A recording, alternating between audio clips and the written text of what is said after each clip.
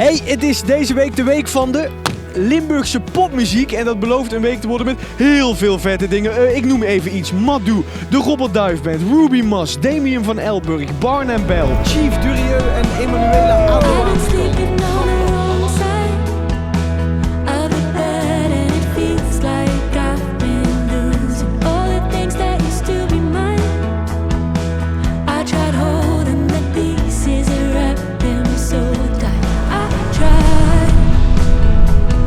Ik heb eigenlijk een tuinconcert georganiseerd voor mijn leerlingen.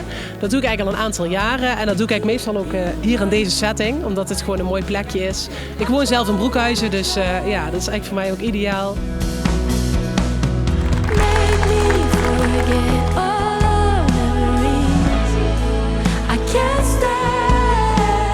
We zijn in Boekel en hier in de achtertuin is een privéconcert van Marit en Brechtje. Kom mee.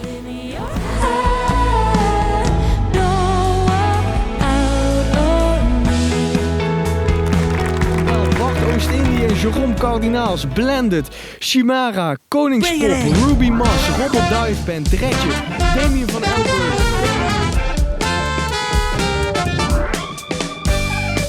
Die week van de Limburgse popmuziek is een geweldige kans om je eigen muziek te uitbrengen en laten horen aan het publiek. Listen. I'm walking down the street, stepping it like I'm crazy. We staan op het hoogste puntje van de provincie. We zijn in Vaals en hier speelt zometeen Unstable Rosie.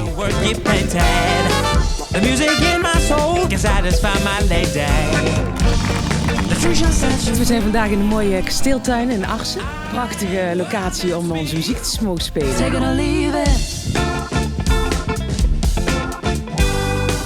Jane Doe, Johan de Wijs, Joep Konjaerts, Join In, George Moza, Keizum, Keycult en Jins.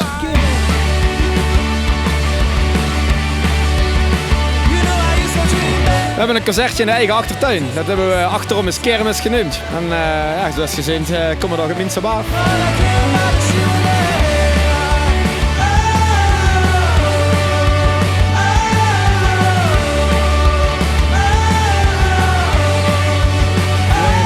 Vincent Gootse en Violet Steel.